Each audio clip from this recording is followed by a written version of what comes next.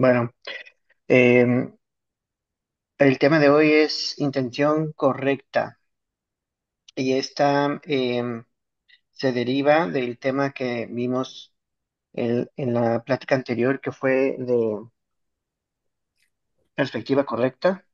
Em, ¿Cómo lo podemos manejar? Mira, pues igual que la vez anterior, vamos a hablar un poco como de las definiciones que da el Buda, ¿no? Y luego cómo estas definiciones también pues cuadran con el resto de la perspectiva correcta, con eh, el camino del sendero óctuple. Eh, Intención correcta proviene simplemente de que algo cambia en tu percepción cuando adquieres la perspectiva correcta, evidentemente, ¿no? Y el Buda dice que intención correcta, en resumen, es la renuncia de la actividad sensorial, ¿no? O sea, las adicciones sensoriales, la renuncia de la voluntad enferma. La voluntad enferma se refiere a tener malas intenciones, a querer hacer daño. Y justo la otra parte de la intención correcta es dejar de hacer daño en todas sus variantes, es decir, en todas las acciones de cuerpo, acciones verbales y acciones mentales. Entonces, esta intención de dónde proviene, ¿no? Estamos hablando aquí solamente del canon Pali.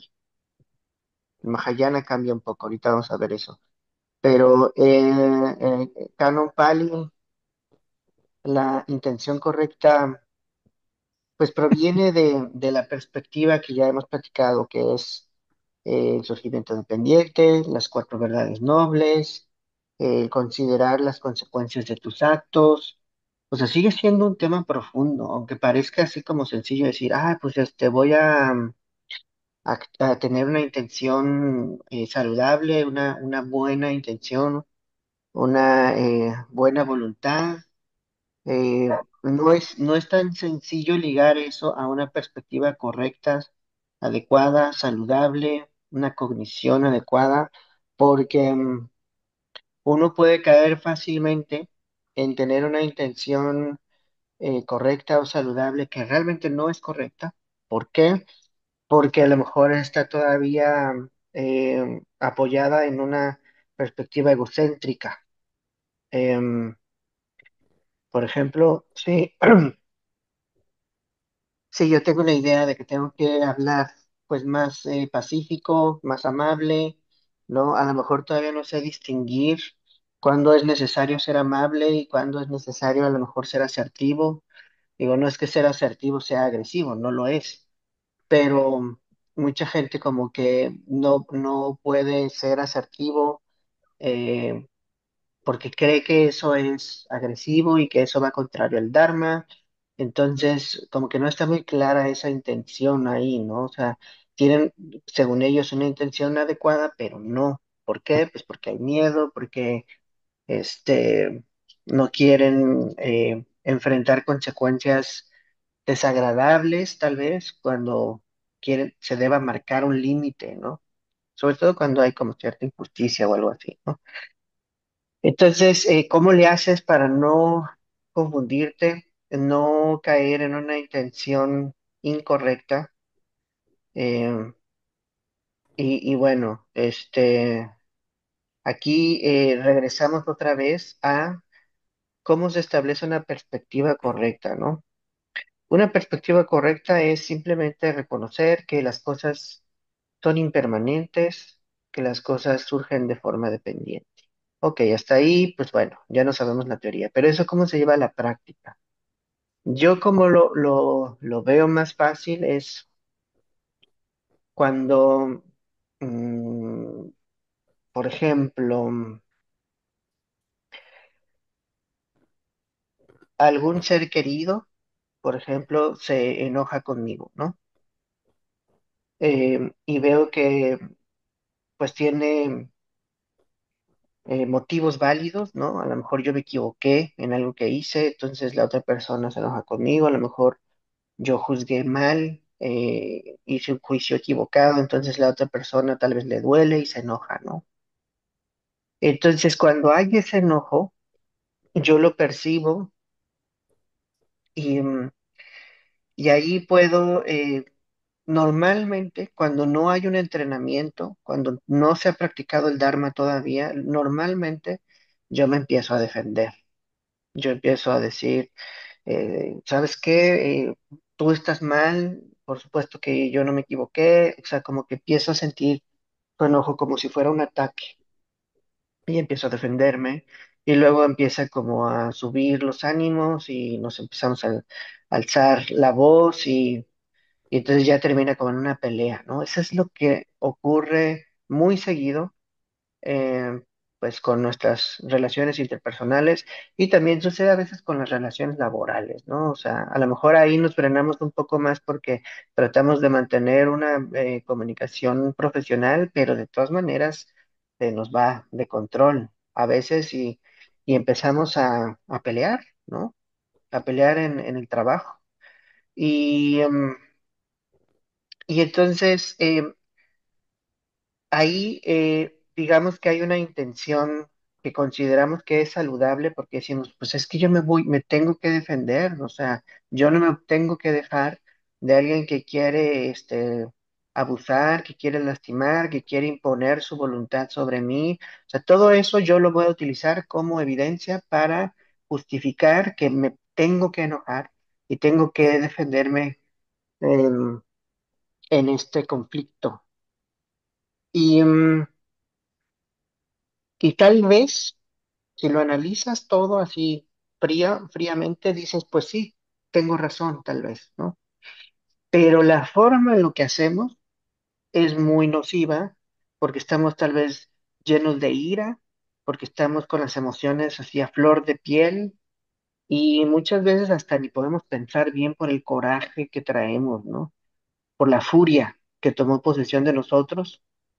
Entonces ahí nuestra intención se va al carajo, ¿no? Porque empezamos pues a golpear también. Empezamos a decir tal vez sarcasmos o, o respuestas burlonas o cinismo, o a lo mejor llegar a insultos, ¿no? Insultos no necesariamente tienen que ser con palabras groseras, sino pues con algún tipo de humillación hacia la otra persona. En fin, hay muchas formas como de agredir y nosotros consideramos toda esa agresión como apropiada, válida, lo tengo que hacer, porque si no, me van a chingar a mí. Entonces, técnicamente se justifica esa intención, ¿no? Y cuando alguien llega y te dice, oye, pero es que no estuvo bien como hablaste, ¿no? Regresamos, ¿no? A la defensa y decimos, es que me hizo esto. O sea, cuando ya dijimos esa frase, estamos de nueva cuenta validando y justificando una intención nociva y la estamos validando como si fuera una intención correcta, saludable, ¿no? Ese es un ejemplo. Ahora, ¿cómo salir de eso y empezar a tener una intención correcta, saludable, de verdad? Y ahí es cuando la perspectiva del surgimiento dependiente nos puede ayudar bastante. Porque si alguien se enoja conmigo y yo ya entrené mi mente a recordar que las cosas surgen de forma dependiente, eso me va a permitir a mí reconocer que, pues que la gente tal vez se enoja por hábitos que tiene, o la gente se enoja porque no ve realmente lo que está pasando, o porque no tiene la capacidad tal vez para interactuar de otra forma, o, o porque pues es un ser humano, ¿no? Y los seres humanos son limitados, es decir, están condicionados por una serie de cosas Tal vez la otra persona está muy presionada por otros sucesos, como por ejemplo sus jefes o porque hace falta dinero o porque su salud está mal. Es decir, hay una serie de circunstancias alrededor de la otra persona que yo ya considero y me permite decir, ok, esta persona está molesta. Y la gran diferencia es que yo entiendo que muchas veces las personas no tienen otra opción más que enojarse en ese momento. Entonces, ¿cómo sé eso? Porque entiendo que está condicionado el enojo. Específicamente, la mayoría de los seres humanos no han entrenado su mente. La mayoría de los seres humanos no han cultivado claridad, sabiduría, madurez psicológica, espiritual, inteligencia emocional. La mayoría no han cultivado esas herramientas, ¿no? Y entonces, dado que no están esas herramientas, no están las condiciones para que actúen de una forma diferente. Es decir, solamente van a poder enojarse. ¿Me explico en lo que estoy diciendo? Y como yo ya veo eso, entiendo que el enojo está condicionado, eso quiere decir que no están decidiendo conscientemente estar enojados. O sea, es algo que es como el clima. El clima, pues, pasa porque están las condiciones. O sea, por más que yo diga, no, pues, ojalá y salga el sol, eh, pues si no están esas condiciones, no va a salir el sol, ¿no? O sea, más bien, si están las nubes, va a llover, ¿no? Y acá es igual. Si las únicas condiciones que hay son que una persona se desespere y se enoje, entonces eso va a pasar inevitablemente. Dime, Nahuel. Eh, Ahí se me escucha bien. Sí. ¿Qué son las emociones en sí? Porque vos estás hablando de la ira y que está condicionada y eso, pero ¿qué es la ira en sí? O sea, y no hablo de una abstracción, sino que me refiero en otro sentido. Por ejemplo, a veces como energía en lugares donde, por ejemplo, vos entras a una casa en donde pasaron cosas muy saladas, muy fuleras, sentís la ira en el lugar, como que queda impresa. Y gente que tiene mediumnidad puede ver cierto color que se asocia con la ira y cosas así. Y también está este tema del aura, que cuando una persona siente ira, el color cambia. Entonces, quizás la ira sea una energía, ¿no? ¿Y cómo se puede utilizar ese conocimiento de saber que la ira es una energía con este tema de la intención correcta? Porque algo que me llevo de la vez pasada, Ujú. algo que me llevo de la vez pasada y de charlas que hemos tenido, es que vos decís que la intención incorrecta tiene un centro que es el egocentrismo. Entonces, si vemos al yo como un centro psíquico, por así decirlo, ¿no se podría hacer como un trabajo energético o algo así para debilitar ese centro psíquico? Y si creo que si ese centro psíquico se vuelve cada vez más y más débil, entonces de forma natural la intención correcta como que surge. Claro, ¿Y cómo se podría hacer algo así? O sea, un manejo consciente de las energías internas del cuerpo. eso De... se logra con el entrenamiento de meditación, ¿no? O sea, en las últimas prácticas del sendero óctuple. Meditación es la culminación de esta enseñanza y justo lo que haces en meditación, por lo menos meditación budista, ¿no? es cultivar una perspectiva en tu cuerpo y en tu mente en donde la energía ya no se manifiesta como un suceso descontrolado, sino que simplemente fluye de forma saludable. Entonces, sí, sí, sí vamos a hablar de eso más adelante. Lo que ahorita quiero como mostrar es que para llegar a una intención correcta, todo esto proviene de una perspectiva diferente. Y esta perspectiva diferente es la que toma en consideración que las cosas surgen de forma dependiente, surgen cuando sus condiciones están presentes, en lugar de decir se encabronó, se enojó porque sí, porque es una mierda de persona. Es que eso es lo que pensamos, ¿no? Es lo que sentimos así en un segundo, ¿no? O porque es un pendejo, o porque es un idiota, o sea, es algo que está bien, bien condicionado, o sí, o sea, decimos, esta persona es súper estúpida, ¿no? Y a lo mejor, pues sí, o sea, hay ignorancia, ¿no? Pero esa ignorancia está presente en todos nosotros y comienza desde el momento en el que nosotros hacemos el juicio de que la otra persona se está enojando porque quiere, ahí ya estamos como equivocados, porque normalmente, o más bien, lo que realmente sucede es que un enojo se dispara por una serie de condiciones eh, que no están en el control de las personas.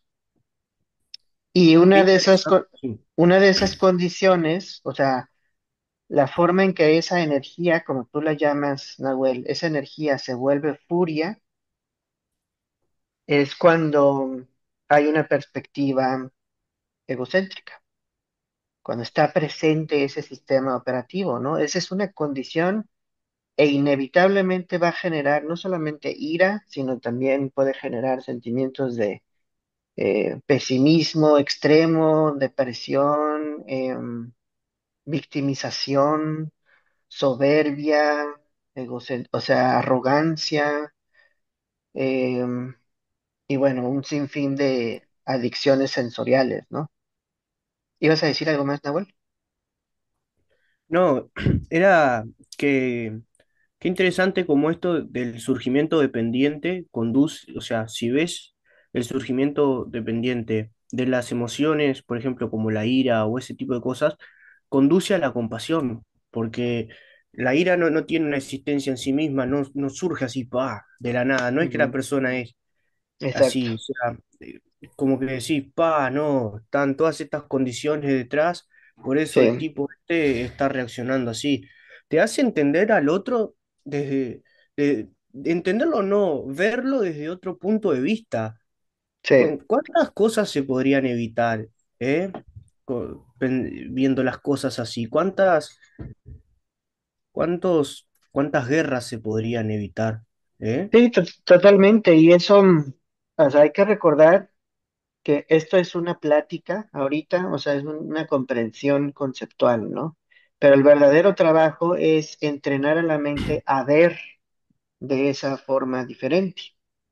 O sea, que tú redirijas tu costumbre cognitiva, en lugar de estar estableciendo entidades que deciden estar enojadas, empiezas a percibir pues sucesos que están condicionados más bien. Y como dices, Nahuel, eso te permite percibir las cosas de forma diferente, porque un ejemplo sería, tal vez normalmente cuando vemos a alguien enojado con nosotros, lo vemos como una amenaza, pero cuando ya hubo entrenamiento mental, a lo mejor ya no lo vemos como una amenaza y lo vemos como un suceso natural, como una fogata, tal vez, como algo que, pues, ok, pues ahorita hay fuego porque hay leña ahí encendida. O sea, lo vemos muy como más, no quiero decir objetivo, sino como más libre de opinión, ¿no? O sea, no tenemos mucha opinión del fuego y las fogatas. Simplemente vemos que cuando hay fuego seca, hay leña encendida, pues surge el fuego.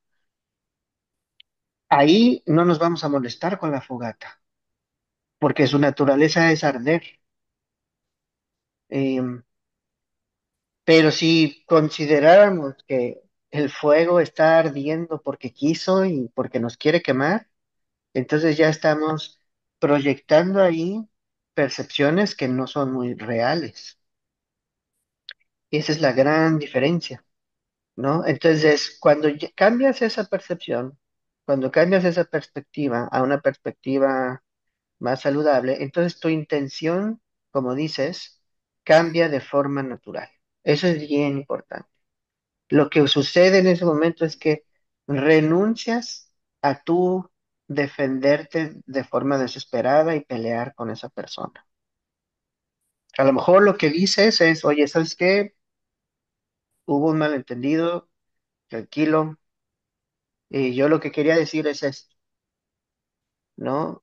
Y la otra persona cuando te ve como alguien que no está dispuesto a pelear, ¿no? A defenderse, sino que simplemente quiere aclarar la situación, entonces a lo mejor se calma, ¿no?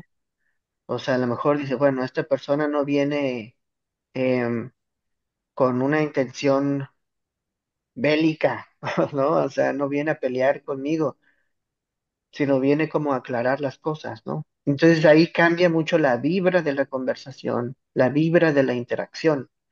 Entonces la vibra, aquí regresamos a esta idea de la energía, sí se puede, sí se puede como que cambiar, pero este cambio de la vibra ocurre por un entendimiento cognitivo, que es el paso anterior, la perspectiva correcta, ¿sí?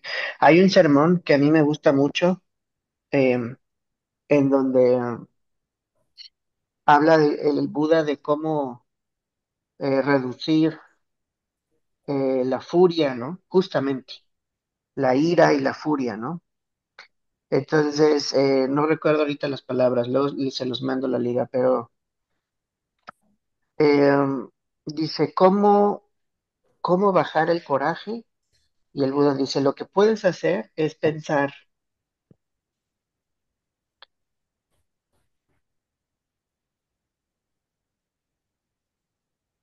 cuando esta persona me quiere hacer daño, eh, piensa, dice el Buda, piensa, pues, ¿qué esperaba? ¿Qué esperabas que hiciera? Y cuando piensas esa frase, ¿qué esperabas que hiciera esa persona? Tu ira va a bajar.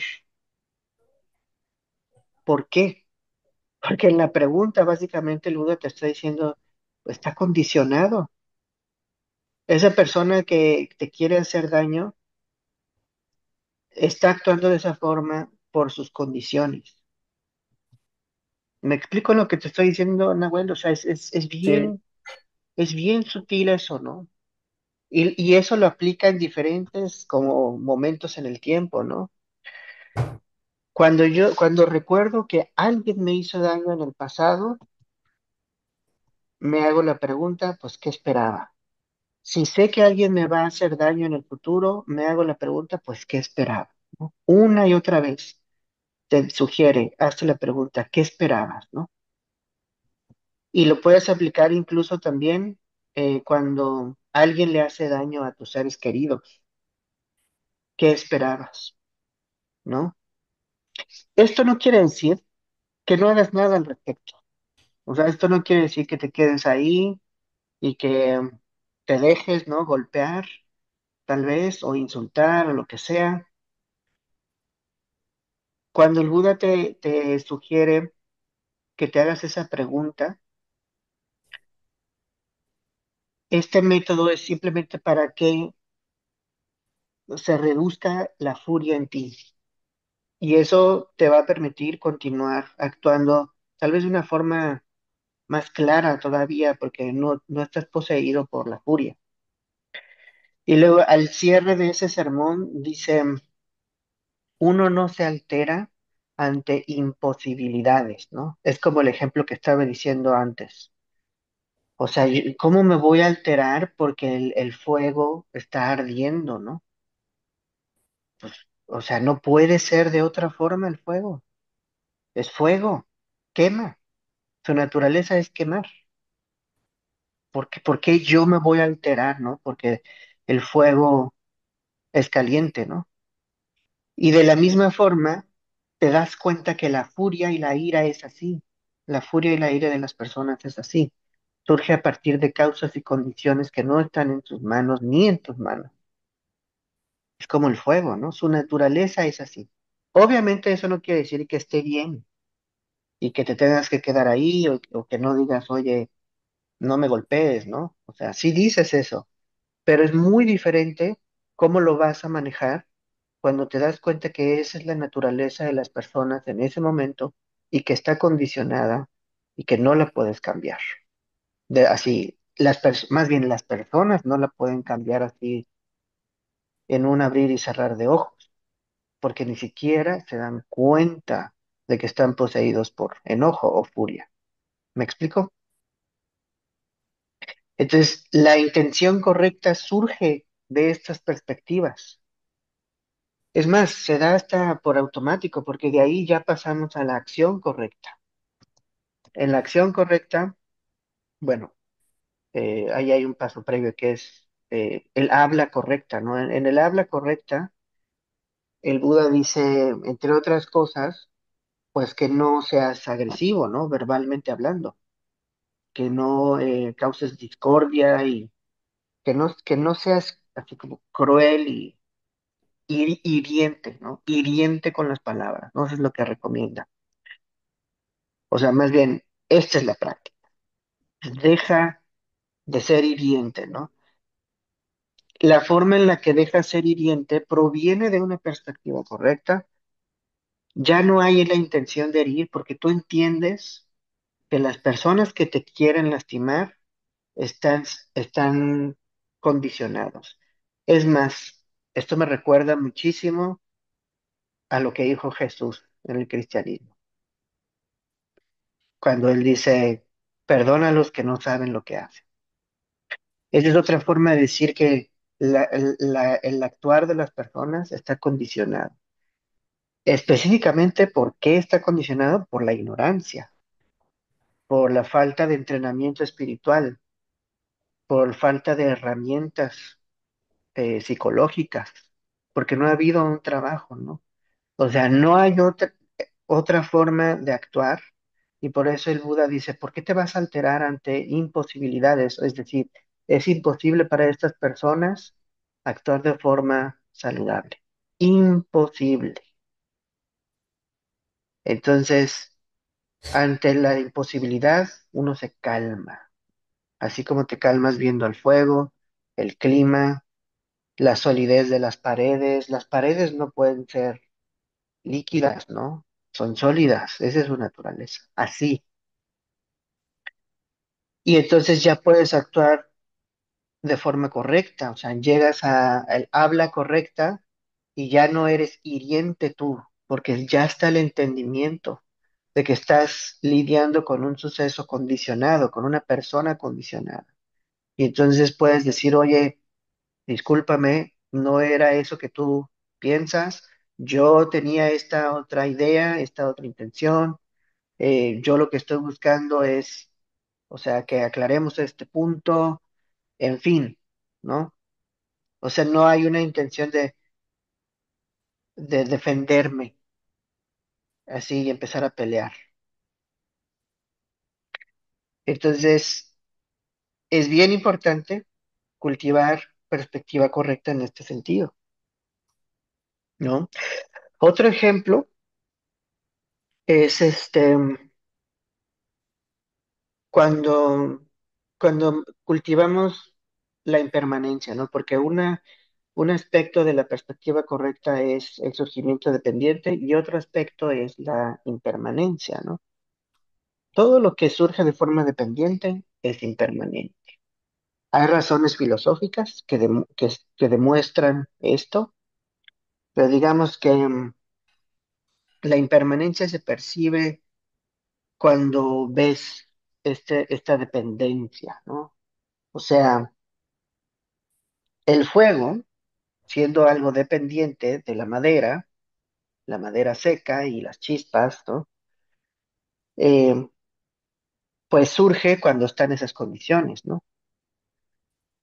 Y cuando se acaba la madera, el fuego desaparece, o sea, es impermanente, porque depende de otras cosas. ¿Sí me explico? Sí, Entonces, dices, bueno, ok, ¿cómo aplico eso en la vida? Es como, pues, por ejemplo, el entrenamiento con la muerte, ¿no? O sea, uno de los problemas más grandes que tenemos los seres humanos es nuestra percepción de la muerte, porque pues nadie quiere morir, todo el mundo quiere ser para siempre, o que nuestros seres queridos no se mueran nunca, nuestras mascotas, nuestros hijos, que duren para siempre, ¿no? No queremos que se mueran. Entonces, cuando no hay un entrenamiento de que todo es impermanente, sufres mucho, porque hay mucho miedo, ¿no? Porque está la posibilidad, ahí se fue otro, que se tiene que ir, no pasa nada. sí, se tiene que Entonces, ir. está esta posibilidad de, de que vamos a morir y, y cuando no hay entrenamiento, pues eso nos aterra, ¿no? ¿Por qué? Pues porque tenemos esta idea de que, que deberíamos de ser eternos, tenemos que ser para siempre, porque nos gusta quiénes somos, nos gusta esta vida, nos gusta con quién estamos, con nuestra familia, con nuestra pareja, en fin, ¿no? Hay una serie de cosas y relaciones y apegos, afectos muy profundos que se ven amenazados por la posibilidad de que vamos a morir, ¿no? Entonces, pues todo eso causa mucho sufrimiento, mucho sufrimiento. O sea, ni siquiera estoy hablando del duelo cuando alguien fallece, estoy hablando de antes de morir, porque la gente empieza a desarrollar una ansiedad muy fuerte porque pues no pueden controlar todo, ¿no?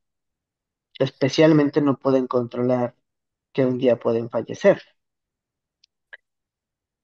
Y cuando empiezas a reflexionar en la impermanencia y el surgimiento dependiente, empiezas como a hacer las paces con esa realidad. Entonces, por ejemplo, si hacemos una equivalencia entre el yo y esa fogata, el fuego, digamos que la vida comienza cuando se enciende ese fuego, esa fogata, ¿no? Y así se mantiene. Tal vez toda la noche está prendida la fogata y le estamos poniendo más leña para que siga creciendo y se mantenga, ¿no? O sea, alimentamos la vida de la fogata. Pero pues tarde o temprano no va a haber leña, ¿no? Me sirve para entenderme mejor a mí mismo Ujú, y, y ver cómo, viste que decís que los demás, por ahí la ira surge cuando están presentes ciertas condiciones y, ver cómo yo mismo también soy víctima de mis propios condicionamientos, ¿eh? claro, claro. Eso. Entonces, cuando están en esas condiciones, surge el fuego. Y luego también puedes decir, pues cuando hay madera, pues el fuego va a estar presente. Y cuando ya no haya madera, el fuego ya no va a estar presente. Entonces, uno es así. Es decir, las condiciones que nos mantienen con vida se van a acabar, igual que la madera, ¿no? O sea, se va a consumir por completo los órganos, las funciones, o sea, si tenemos una larga vida, que ojalá así sea, pues eventualmente van a disminuir las funciones, se van a afectar las funciones para que esta máquina biológica, este cuerpo, funcione, ¿no? Y nos vamos a apagar, ¿no? Entonces dices, bueno, o sea, ¿cuál es el objetivo de estar pensando todo eso, ¿no? El objetivo es que si tú empiezas como a familiarizarte con la impermanencia de todas las cosas dependientes, como el fuego y como la vida misma, entonces dejas de tener miedo a la impermanencia. O sea, dejas de tener miedo a que se acabe la vida, a que se acaben las cosas placenteras, a que se acaben las cosas que dan felicidad, ¿no? Entonces eso ayuda también a que tengas una intención saludable, porque si tú tienes la intención de vivir para siempre, estás condenado a sufrir. Eso provoca incluso hasta que haya conflicto con más personas, ¿no? Porque pues los recursos naturales son limitados y o incluso que tengas un conflicto contigo mismo, porque si tú dices yo debería de ser para siempre, pues el cuerpo pues se va a acabar, ¿no? Porque el cuerpo es impermanente. Entonces, al entender la impermanencia, dejas de tener esta intención de imponerte como eterno, dejas de hacer eso. Y entonces ahí ya dejas de agredirte a ti mismo y agredir a los demás porque quieres vivir para siempre. Que si te fijas es algo que ocurre mucho entre naciones, ¿no? Cuando una nación quiere permanecer como para siempre, ¿no? Y imponer su voluntad en el resto del mundo. Es este mismo impulso de seguir con vida para siempre, ¿no? Como un pueblo que está destinado a ser de una forma incambiante, ¿no? ¿Me explico lo que digo? Sí, Entonces, si te fijas, la perspectiva correcta, si la cultivas, te va a dar una intención correcta. Y esa intención correcta te va a llevar a tener acción correcta, a dejar de hablar de forma nociva y a dejar de lastimar, a dejar de insistir en actividades que, pues, que traen más problemas que soluciones, ¿ok? Entonces, pues, esa es intención correcta desde la perspectiva del Pali Canon, el budismo Theravada. Y antes de que nos vayamos, todavía quisiera que hablemos un poco de la perspectiva correcta en el budismo Mahayana, porque ahí cambia un poco, o bastante, ¿no?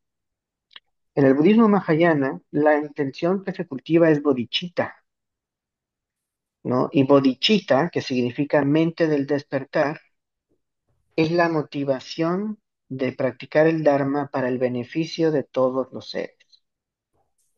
Entonces, ahí la intención es, no es dejar de ser nocivo para liberarme de samsara e irme a nirvana, sino que la intención es practicar el Dharma para beneficiar a todos los seres, ¿no?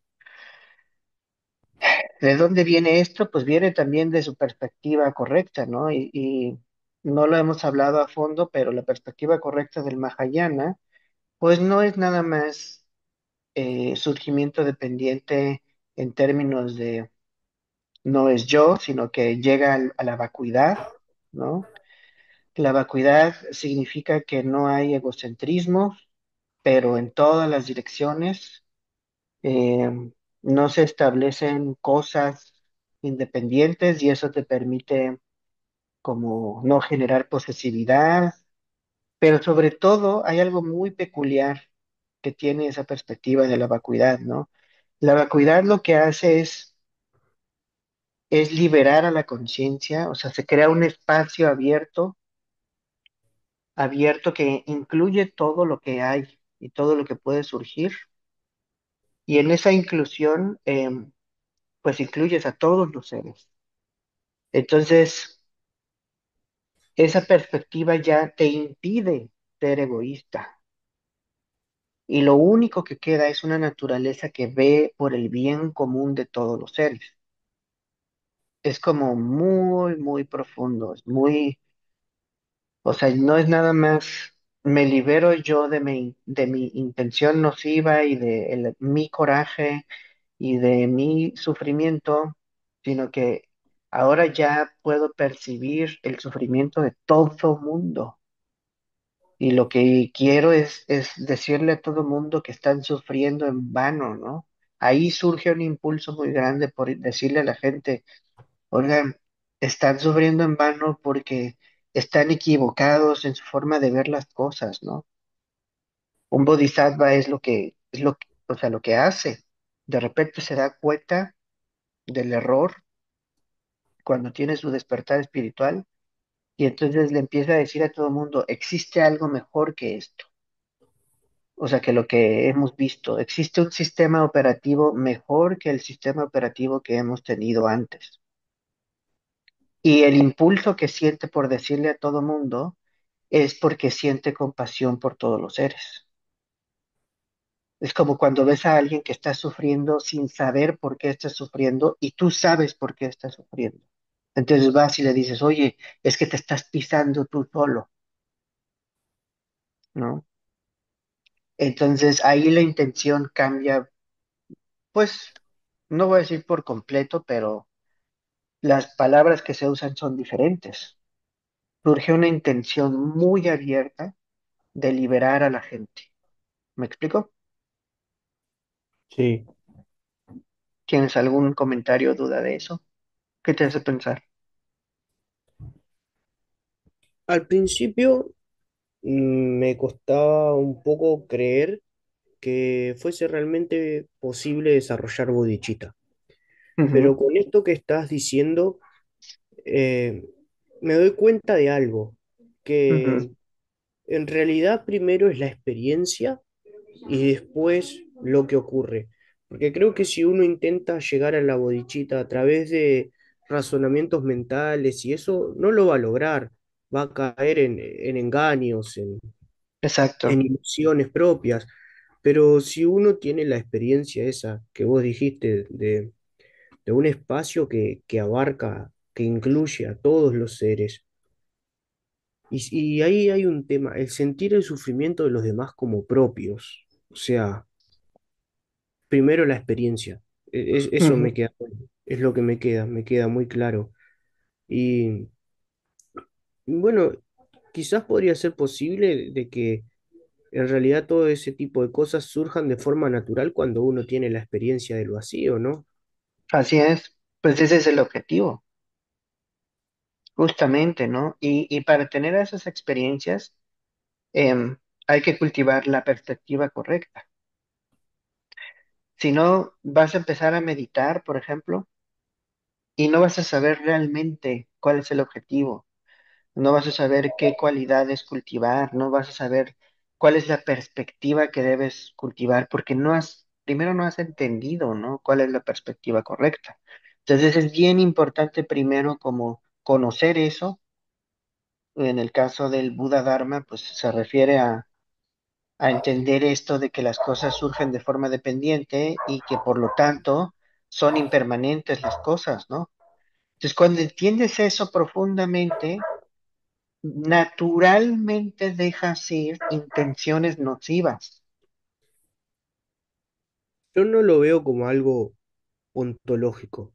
No, últimamente he estado aprendiendo bastante y realmente dudo sobre, bueno, no estoy de acuerdo con algunas cosas Ujú, que proponía Nagarjuna, pero en cuanto a la experiencia, ujú. al mundo de la experiencia humana, no hablo de la realidad de poner de las cosas, ¿viste? Sino de la experiencia humana. Creo que es correcto, sí. Sí, ¿no? Y además, o sea, si vas a estudiar a Nagarjuna, yo personalmente recomiendo que eso se haga solamente cuando quieres afinar sutilezas de la cognición, porque si lo haces sin previamente haber tenido unas experiencias o sea, menos sutiles, como por ejemplo darte cuenta, verificar la impermanencia, verificar que el yo no se puede establecer de forma independiente y fija, o por ejemplo cuando te das cuenta de que el coraje de las personas está condicionado y que no es algo que ellos deciden de forma consciente. O sea, esas experiencias son la base para que después, a lo mejor, trabajes con sutilezas de la cognición, porque pues Nagarjuna no es muy útil para cambiar un comportamiento nocivo, o sea, algo muy explícito. Claro, O sea, yo más bien, primero es, a ver, pues hay que entender la humildad y hay que entender que pues la gente se enoja porque no sabe lo que hace y hay que entender que uno se enoja porque uno no sabe lo que hace. O sea, comprender eso primero, ¿no? Y ya cuando lo comprendes dices, ay, sí es cierto, y entonces regresa a una humildad natural, perdón, y llega una claridad más real, tienes esas experiencias, como tú dices, Nahuel, entonces surge naturalmente una intención saludable, una buena voluntad, o sea, te dan ganas realmente de ayudar a la gente de una forma genuina, porque tú ya entendiste tu propio sufrimiento. Y después de hacer eso muchos años, tal vez, entonces, pues, y a la par de estar meditando constantemente en amabilidad, en claridad, en serenidad, o sea, todas estas cualidades que se cultivan en meditación budista, eh, a lo mejor te llama lo que está diciendo Nagarjuna, porque o dices, puede ya. pasar que no también, ¿no? O puede pasar que no, porque hay muchas formas de entender exactamente lo mismo. Nagarjuna te da un método, pero hay más, ¿no? Hay más perspectivas. Lo puedes entender a través del Tantra o a través de Dzogchen, ¿no? Dzogchen no es filosofía, es una perspectiva profunda, muy profunda. Entonces, pues ese es el asunto. Sí, sí, sí, sí. Yo no me siento muy afín a las enseñanzas de Nagarjuna, pero es porque no tengo todas esas experiencias y leerlo así como así me remite al nihilismo. Ujú. Entonces prefiero no. Me siento más cómodo con el tema del yogacara, ¿viste? Sí, Eh, no, incluso yo te diría, mejor primero hay que familiarizarse muy bien con el principio de condicionalidad y surgimiento dependiente en ejemplos muy mundanos, como el fuego, las emociones, y luego más adelante vamos a ver la conciencia, o sea, en meditación vamos a ver el surgimiento dependiente de la conciencia y la percepción. Eso es fascinante y es algo que sí podemos hacer ahorita y no es necesario haber estudiado filosofía budista, ¿no? Es muy, muy palpable, ¿no? Entonces, yo digo que ese es como más importante que ahorita cultivar una perspectiva filosófica. Y si acaso después surge esa curiosidad, perfecto, ¿no? Pero ahorita mejor, este es un Dharma más fundamental, yo diría. Entonces, para resumir, según el Pali Canon, intención correcta es renunciar a las adicciones sensoriales, a, a las adicciones al placer o adicción al sensaciones desagradables, porque hay gente que también le gusta el sufrimiento, eh, y renunciar a la mala voluntad, a la voluntad enferma, es decir, de herir, de hacer daño a otros y a uno mismo, y renunciar a ser nocivo en todos los sentidos, nocivo corporalmente, nocivo verbalmente y nocivo mentalmente. Corporalmente, pues te puedes hacer daño de muchas formas. em, desde, o sea, agrediéndote o lastimándote o mutilándote de alguna forma hasta a lo mejor no cuidar tu salud, tu cuerpo, tu alimentación o a lo mejor con adicciones, Claro. con sus sustancias intoxicantes o adicciones al sexo o muchas formas te puedes lastimar corporalmente, ¿no?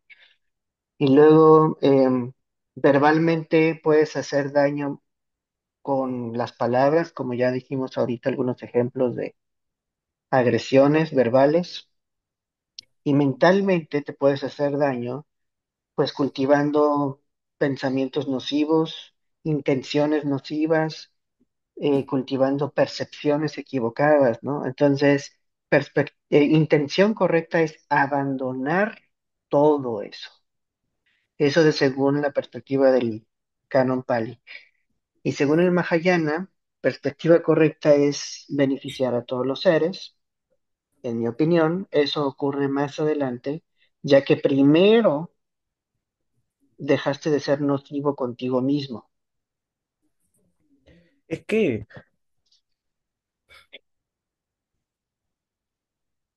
es co- ¿cómo decirlo? Yo creo que en realidad todos, absolutamente todos, tendrían que empezar primero por el, no quiero decirle Hinayana, pero por eso, por el ¿Sí? Canon Pali, ¿viste? Por el Canon Porque Pali. psicológicamente, este, cuando uno desea eh, ayudar a los demás, realmente uno en realidad lo que desea en el interior es ayudarse a uno mismo. Entonces, esto de la bodichita y eso, no es algo así nomás, no es, me siento, hoy voy a pensar que quiero ayudar a los demás, y en realidad termina siendo una ilusión, porque no Totalmente. es yo lo quiero hacer realmente, sino yo creo que lo quiero hacer. Y no deja de ser una creencia. En realidad, yo lo que noto es que para llegar a este punto de la bodichita se requiere una transfiguración o una transmutación de la naturaleza humana brutal. Sí. Justamente hoy leía en esto, en un escrito de Ananda Kumaraswamy, donde Ujú. escribía sobre el budismo, que dice, el Buda es antropomórfico, pero no es humano. Y, Exacto. y creo que es eso, es llegar a esta bodichita no es algo así. No Entonces es humano. no es humano, es algo que trasciende lo humano.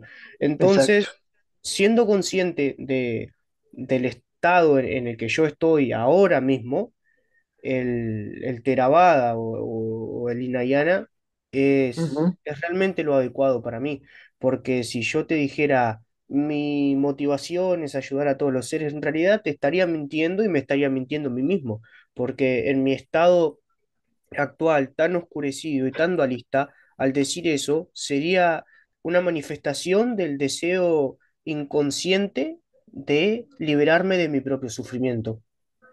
Así Y, es. y por eso quiero empezar, viste cuando te pedí si podíamos empezar por lo más básico de lo más básico, esa es la razón, en realidad. Quiero hacerlo en serio y quiero hacerlo gradualmente.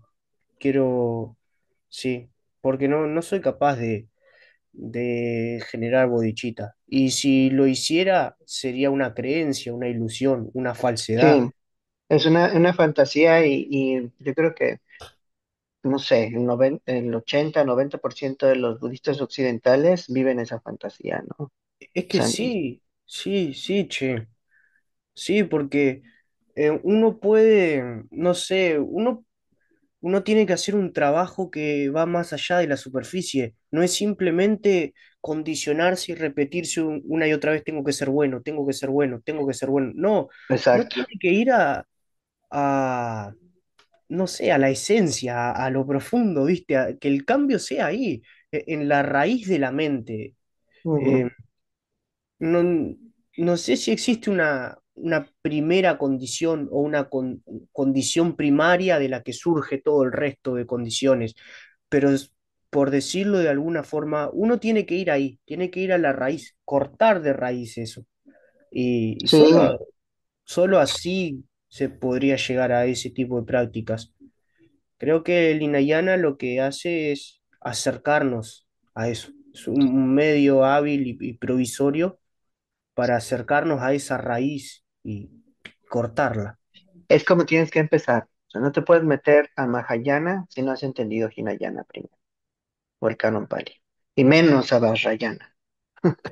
Y una cosa que también hablando de eso, que uno no se puede meter en los vehículos superiores sin haber el inferior, entre comillas.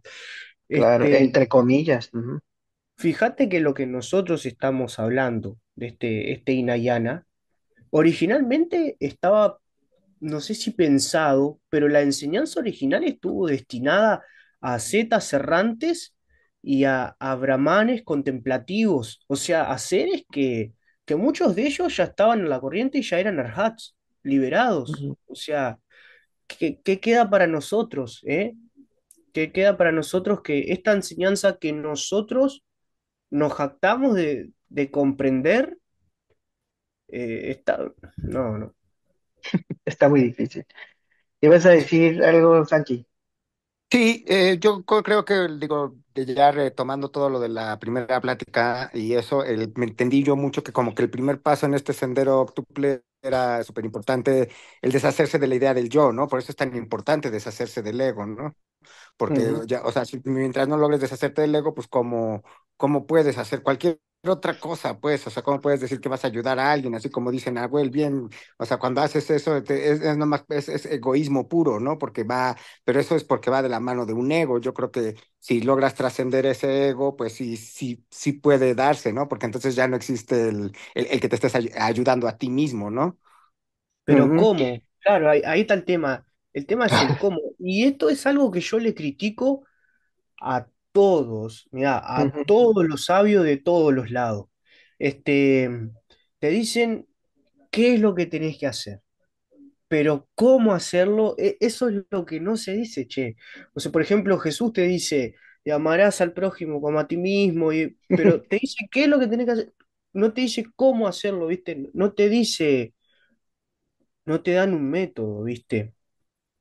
Sí, sí. Y bueno, quizás yo no lo conozco, que creo que es lo que Pues mira, sucede. aquí en el Sendero hay un método, pero aún el método que da el Buda, en mi opinión, pues le tienes que estudiar mucho para entenderlo y alguien más te lo tiene que explicar porque si lo abordas tú solo es así como, híjole, o sea, vas a entender. Incomprensible. Pues a lo mejor entiendes una parte, pero no vas a encontrar las sutilezas necesarias que dice Nahuel que te permiten hacer el cómo, que lo puedas Y, llevar a la práctica.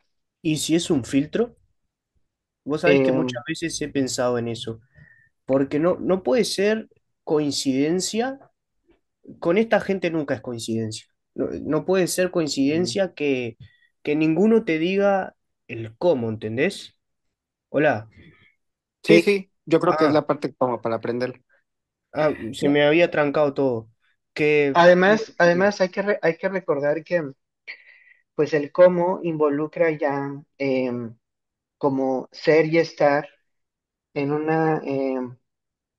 en una perspectiva trascendental. Y eso implica que cualquier palabra no va a ser suficiente para expresar esa perspectiva. Entonces, por más palabras acertadas o precisas que use el Buda o Cristo o quien sea, no se le va a acercar, porque yo es haría exactamente lo mismo, vos sabés. inefable, es Se lo- inefable. Se los critico a ellos, pero haría exactamente lo mismo. Pues es ¿Sabes que no por se qué? puede, ajá. No solo eso, sino que es la forma que yo tengo de ver de que mi discípulo realmente lo quiere. Porque Ah, yo te sí, digo, vos tenés que hacer esto, acá tenés que llegar, pero no te enseño cómo. Entonces, si vos realmente querés llegar acá, vas a dedicar todas tus fuerzas, todo a encontrar la forma. Y creo que es un excelente filtro para Ujú. hacer que solamente llegue el que realmente tiene todas las cualidades para llegar. Yo lo veo así, como un filtro. Sí, no es para todo el mundo. No me gusta, pero lo haría igual. Muy bien, pues entonces aquí lo dejamos en nuestra siguiente sesión. Ya hablamos un poco de acción correcta y de habla correcta, pero vamos a abordarlo todavía más a detalle, porque ahí hay unos puntos muy importantes del habla correcta que el Buda hace un énfasis y que en mi opinión personal ayudan mucho a purificar la práctica, la perspectiva y la meditación más adelante. Entonces, lo retomaremos. La siguiente semana, ¿les queda bien el martes? Sí, Sí, sí, sin Ah, problema. Yo creo que estas son muy buenas horas y todo. sí, Ajá.